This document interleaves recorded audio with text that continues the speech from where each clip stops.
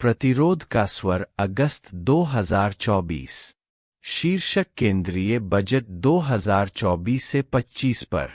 चुनावों में उठे मुद्दों पर दिखावा तथा कारपोरेट और अभिजात तबकों को लाभ भाग 1। मुख्य पाठ। केंद्रीय वित्त मंत्री ने 23 जुलाई वर्ष 2024 से 25 के लिए संसद में पूर्ण बजट पेश किया है। अंतरिम बजट लोकसभा चुनावों से पहले पेश किया गया था। इस बजट में मोदी सरकार की आर्थिक नीति को आगे बढ़ाया गया है।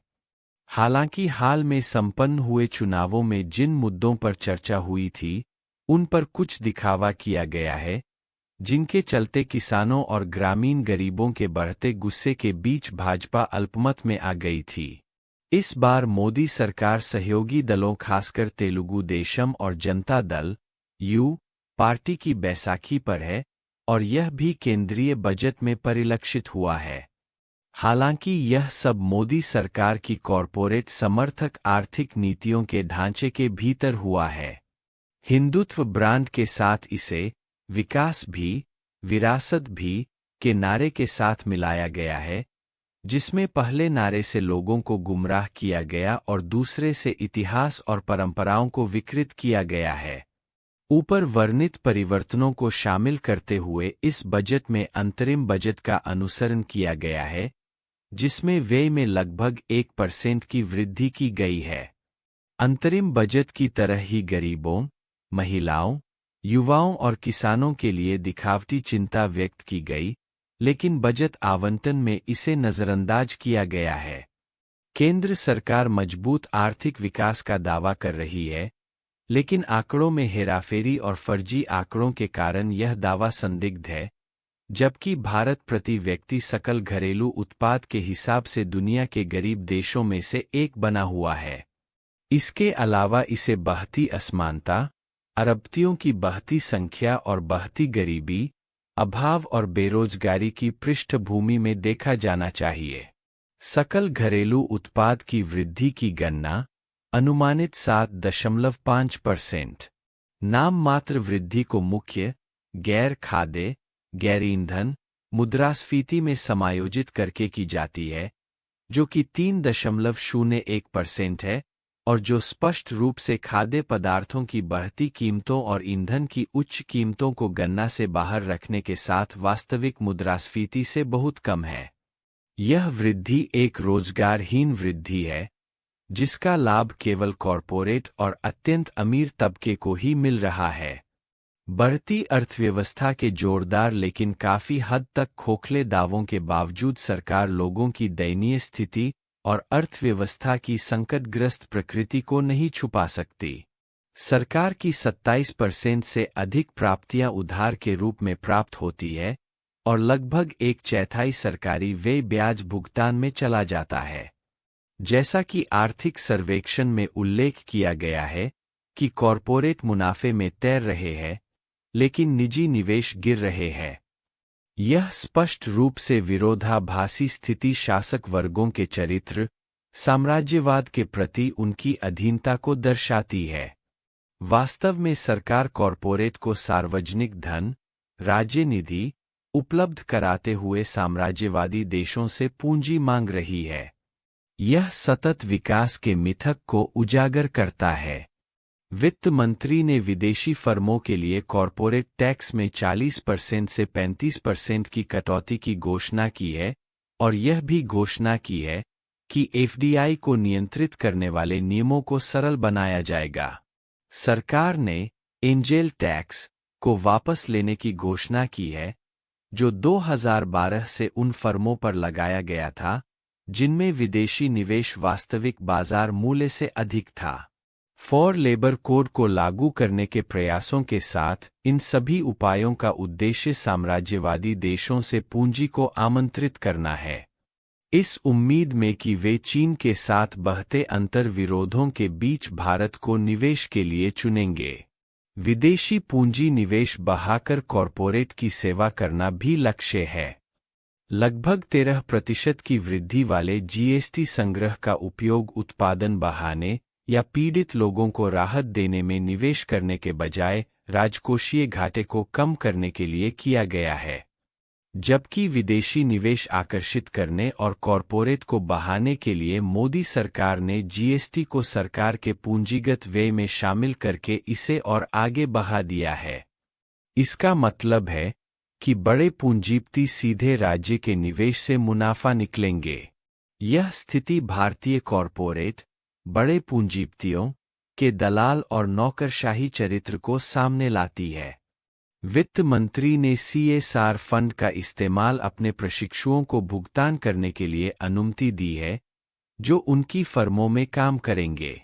इस तरह उन्हें समाज के प्रति किसी भी जिम्मेदारी से मुक्त कर दिया जाएगा। पिछले कुछ वर्षों में बुनियादी ढांचे पर सरकारी खर्च पर बहुत जोर दिया गया है। यह ज्यादातर पीपीपी मोड में किया जाता है, जिससे कॉरपोरेट और बड़ी निर्माण फर्मों को सरकारी खर्चे से अत्यधिक और गारंटीकृत लाभ कमाने में मदद मिलती है। उद्योगों और कृषि की उपेक्षा करने वाली यह एकतरफा नीति व्यवहार्य नहीं है, जबकि सरकार एफडीआई का इंतजार कर रही है। इस क्षेत्र में अधिकांश नौकरियां संविदात्मक, कम वेतन वाली और बिना किसी सुरक्षा प्रावधान के हैं। हाल के दिनों में लोगों की चिंताओं को छिपाने की कोशिश की जा रही है। कृषि संकट पर कोई ध्यान नहीं दिया जा रहा है। सरकार दावा कर रही है कि वह पहले से ही उचित एमएसपी दे रही है, जबकि किसानों की स्वामीनाथन समिति की सिफारिश के अनुसार सी 250% एमएसपी की मांग को दरकिनार कर दिया गया है। किसानों के बढ़ते कर्ज का कोई समाधान नहीं किया जा रहा है। कृषि में गहराते संकट को दूर करने का कोई प्रयास नहीं किया जा रहा है। कृषि और उससे जुड़ी गतिविधियों के लिए आवंटन में कोई वृद्धि की गई है। मनरेगा आवंटन में कोई वृद्धि नहीं की गई है, बल्कि यह पिछले वर्ष खर्च की गई राशि से भी कम है। यह खर्च ग्रामीण संकट और ग्रामीण गरीबों के गुस्से पर निर्भर करता है। दूसरी ओर सरकार की मंशा को दर्शाते हुए केंद्रीय वित्त मंत्री ने घोषणा की है कि भूमि अधिग्रहण को आसान बनाया जाएगा। इससे लोगों और पर्यावरण पर और हमले होने तय है। उर्वरक सब्सिडी में कटौती किसानों के बोझ को बढ़ाने और जैविक खेती को बढ़ावा देने के लिए की गई है, जिससे साम्राज्यवादी देशों को इस उपज का निर्यात संभव हो सके। वित्त मंत्री ने बेरोजगारी की समस्या को इस बजट का मुख्य बिंदु बनाने की कोशिश की है। आर्थिक सर्वेक्षण के अनुसार श्रम शक्ति में नए श्रमिकों को शामिल करने के लिए हर साल 78.5 लाख नौकरियां पैदा की जानी है, लेकिन सरकार ने भारतीय लोगों की इस बड़ी समस्याओं में से एक के साथ धोखा किया है। एक योजना के तहत सरकार औपचारिक क्षेत्र की नौकरी में नए श्रमिकों को 3 किस्तों में 1 महीने का वेतन देगी, जो अधिकतम 15,000 रुपये और न्यूनतम 1 साल की नौकरी होगी। सरकार 5 साल के लिए चुनी जाती है, लेकिन युवाओं को सरकार से सिर्फ 1 महीने का वेतन और 1 साल की नौकरी मिलेगी। इसके अलावा सरकार उन मालिकों को भविष्य निधि के संबंध में सब्सिडी देगी, जो नए रोजगार देंगे। सरकार ईपीएफओ में पहले 2 साल के अंशदान का भुगतान करेगी, जो लगभग 72,000 है। पूरा जोर औपचारीकरण पर है, ताकि सरकार इस आधार पर बेरोजगारी में कमी का दावा कर सके। कर्मचारियों पर लागू आयकर दरों में भी मामूली बदलाव किया गया है।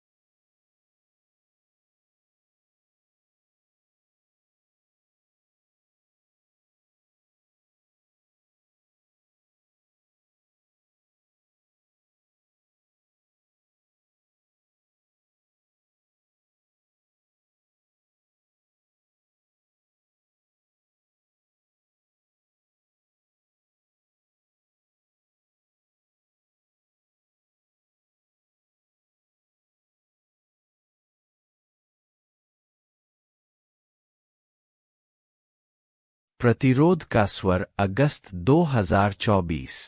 शीर्षक केंद्रीय बजट 2024 से 25 पर। चुनावों में उठे मुद्दों पर दिखावा तथा कारपोरेट और अभिजात तबकों को लाभ। भाग 2। वित्त मंत्री ने घोषणा की है कि अगले 5 वर्षों में 500 बड़ी कंपनियों में 1 करोड़ प्रशिक्षुओं को रोजगार दिया जाएगा। उन्हें वजीफा के रूप में 5,000 रुपये प्रतिमाह दिए जाएंगे, जो न्यूनतम वेतन से बहुत कम है। यह कुछ और नहीं बल्कि कॉरपोरेट को बेहद सस्ता श्रम उपलब्ध कराया जा रहा है, जबकि कॉरपोरेट उन्हें CSR फंड से भुगतान कर रहे हैं। ये तथाकथित प्रशिक्षु कॉरपोरेट क्षेत्र में नियमित नौकरियों पर दबाव डालेंगे, जबकि संबंधित कंपनी द्वारा प्रशिक्षुओं को नौकरी में शामिल करने की कोई आवश्यकता नहीं है। वित्त मंत्री ने बजट में बात युवाओं की है, लेकिन सेवा की है कारपोरेट की। वित्त मंत्री ने MSME की मदद करने के बारे में बहुत शोर मचाया, लेकिन जो कुछ भी बजट में पेश किया गया वह सिर्फ कर्ज था। सरकार या तो असमर्थ है या फिर इस क्षेत्र में संकट के पीछे के वास्तविक कारणों की पहचान करने को तैयार नहीं है, जो औद्योगिक क्षेत्र में सबसे अधिक रोजगार प्रदान करता है। MSME को कॉरपोरेट से बचने की जरूरत है, खासकर बाजार के मामले में। RSS बीजेपी सरकार ने GST के जरिए राज्य की राजकोषीय शक्तियों को कमजोर कर दिया है। राज्यों को आवंटन केंद्र द्वारा तय किया जाता है और यह आवंटन कम होता जा रहा है। वित्तीय लाभ राज्य सरकारों के लिए लंबित रखे जाते हैं। इस बजट में आंध्र प्रदेश और बिहार को अधिक आवंटन किया गया है, क्योंकि केंद्र की भाजपा सरकार इन राज्यों में सत्तारूढ़ दलों पर निर्भर है। 15,000 करोड़ रुपए आंध्र प्रदेश की राजधानी के लिए आवंटित किए गए हैं और आने वाले समय में और भी दिया जाएगा, जबकि बिहार को राजमार्ग, हवाई अड्डे, मेडिकल कॉलेज देने का वायदा किया गया है। यहाँ इन आवंटनों का सवाल नहीं है, बल्कि यह है कि इन्हें अधिकार के रूप में नहीं बल्कि उपकार के रूप में पेश किया जा रहा है। पूर्वोदय यानी पूर्वी राज्यों का विकास काफी हद तक NDA शासित राज्यों तक सीमित रहेगा और ज्यादातर बुनियादी ढांचे से संबंधित होगा, जबकि शिक्षा, स्वास्थ्य और सामाजिक क्षेत्र के लिए आवंटन को काफी हद तक अंतरिम बजट के स्तर पर बनाए रखा गया है। आवश्यक वस्तुओं की कीमतों में वृद्धि से निपटने के लिए कोई उपाय नहीं किए गए। खाद्य और ईंधन की ऊंची कीमतों को कम करने के लिए कोई उपाय नहीं किए गए हैं। सरकार पेट्रोल या डीजल पर कर को कम से कम GST के उच्चतम स्लैब के स्तर तक काम करने की मांगों को हठपूर्वक खारिज कर रही है, जिससे उनकी कीमतें काफी कम हो जाती और आमतौर पर आर्थिक गतिविधियों पर इससे काफी सकारात्मक प्रभाव पड़ेगा। वर्ष 2024 से 25 के लिए केंद्रीय बजट में लोगों के लिए कोई चिंता नहीं है, बल्कि यह उन पर बोझ बढ़ाता है। यह RSS बीजेपी सरकार द्वारा मेहनतकशों, मजदूरों और किसानों के खिलाफ हमले की निरंतरता है। CPI, ML, new democracy in budget प्रस्तावों को पूरी तरह से खारिज करती है। CPI, ML, न्यू डेमोक्रेसी सभी कार्यकर्ताओं से इस जन विरोधी बजट के खिलाफ लोगों को संगठित करने और विरोध प्रदर्शन आयोजित करने का आह्वान करती है। CPI, ML, न्यू डेमोक्रेसी की केंद्रीय समिति द्वारा 18 जुलाई को जारी बयान।